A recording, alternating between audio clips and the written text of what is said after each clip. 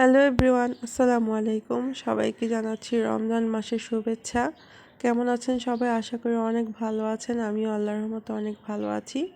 রমজানের আগে যে ভিডিওটি আমার আপলোড করার কথা ছিল, সেই ভিডিওটি আমি আপলোড করতে পারিনি, কারণ কিছু ব্যস্ততা ছিল এবং আমি একটু রমজানের আগেই অসুস্থ হয়ে পড়ি।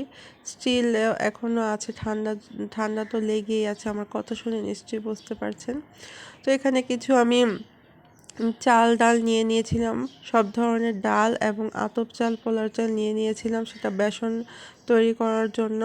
আর এখানে হচ্ছে আমি সব ধরনের ডাল এবং চাল নিয়ে একটা পেঁয়াজু বানানোর জন্য আমি ব্লেন্ড করে রেখেছি। আর এখানে কিছু বুট আমি হচ্ছে সেদ্ধ করে নিয়েছিলাম, সেটাও আমি বক্সে করে রেখে দিচ্ছি, যেন আমার ইফতারি বানানোর কাজে হেল্প হয়ে যায়, সময় না লাগে, তাড়াতাড়ি করে আমি বানিয়ে নিতে পারি। সব কিছু একসাথে নিয়ে আমি এটা ডিপ ফ্রিজে সংরক্ষণ করে রেখে দিব। এখানে আমি 2 দিনের করে একটা বক্সে রেখেছি। আমার 2 দিনের পেঁয়াজু এবং 2 দিনের বুট কিন্তু হয়ে যাবে, বা ছোলা যেটাই বলেন। এরপর হচ্ছে এখানে আমি পেঁয়াজ কেটে নিয়েছি। পেঁয়াজটা হচ্ছে আমি বেরেস্তার মতো করে ভেজে রেখে দিব। সেটা হচ্ছে আলুর চপ বানানোর জন্য। আলু ভর্তায় যে পেঁয়াজটা আমি ব্যবহার করব, সেটাই কিন্তু এখানে আমি করে রাখছি, কারণ দেখা যায় রমজানের সময় অনেক ব্যস্ততা থাকা পড়ে, এই কাজগুলো আগে ভাগে করে নিলেই কিন্তু ভালো হয়। এরপরে এখানে আমি কিছু আদা রসুন ব্লেন্ড করে নিয়েছি।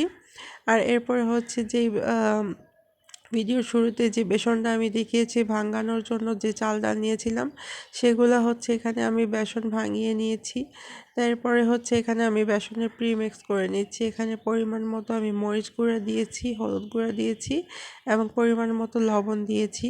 কিছু কালো জিরা আমি এখানে দিয়ে দিচ্ছি। কালো জিরাটা বেসনের মধ্যে দিলে খেতে কিন্তু দারুণ ভালো লাগে।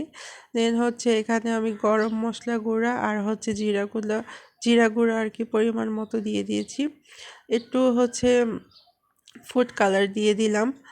আর এরপরে হচ্ছে এখানে আমি বেকিং পাউডার দিয়ে দিচ্ছি। দেন হচ্ছে আমি কর্নফ্লাওয়ার দিয়ে নিচ্ছি। বেকিং সোডাও আপনারা দিতে পারেন, কিন্তু বেকিং পাউডারের যে কম পরিমাণে বেকিং সোডাটা দিতে হবে। সব কিছু মিশিয়ে নিব, মিশিয়ে আমি একটা বয়ামে রেখে দিব। যখন আমি আলুর চপ বেগুনি তৈরি করব, তখন শুধু এটার মধ্যে একটু আদা রসুন বাটা দিয়ে আর পানি দিয়ে মিক্স করে নিলেই হবে। খুব সহজ হয়ে গেল না কাজটা? প্রতিদিন গোলানোর চেয়ে একদিন করে রাখলেই কিন্তু আমার মনে হয় ভালো হয়। তো আমি একটা বয়ামের মধ্যে ভরে নিচ্ছি।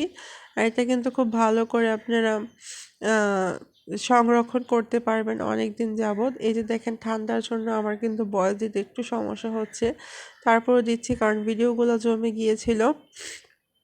তো এটা আমি একটা সাইডে রেখে দেব। আমি বয়ামটা রেখে দিলাম। এরপর হচ্ছে আমি রোজায় চলে আসলাম, ফার্স্টের রোজায়। রোজায় আমাদের প্রথম দিনে আর কি রোজার আমাদের ইফতারের আইটেম এগুলাই ছিল, সেগুলো একটু আপনাদের সাথে শেয়ার করলাম। আর এবার কিন্তু সিয়ারা এবং তাজরিবা, ওদের দুইজনেরই কিন্তু প্রথম রোজা। সবাই ওদের জন্য দোয়া করবেন। আর আরেকটা কথা, রুদ্বীর কিন্তু অনেক অসুস্থ। রুদ্বীর জন্য সবাই একটু দোয়া করবেন, আল্লাহ যেন ওকে তাড়াতাড়ি সুস্থ করে দেয়। এগুলো হচ্ছে ডিম চপ, পেঁয়াজু, তারপরে হচ্ছে এখানে আলুর চপ, বেগুনি সব কিছুই ছিল, জিলাপি ছিল। তো আজকের ভিডিওটি আপনাদের কাছে কেমন লেগেছে অবশ্যই কমেন্ট করে জানাবেন। আজকের মতো এখানেই শেষ করছি। সবাই ভালো থাকবেন, সুস্থ থাকবেন এবং আমাদের জন্য দোয়া করবেন। আল্লাহ হাফেজ।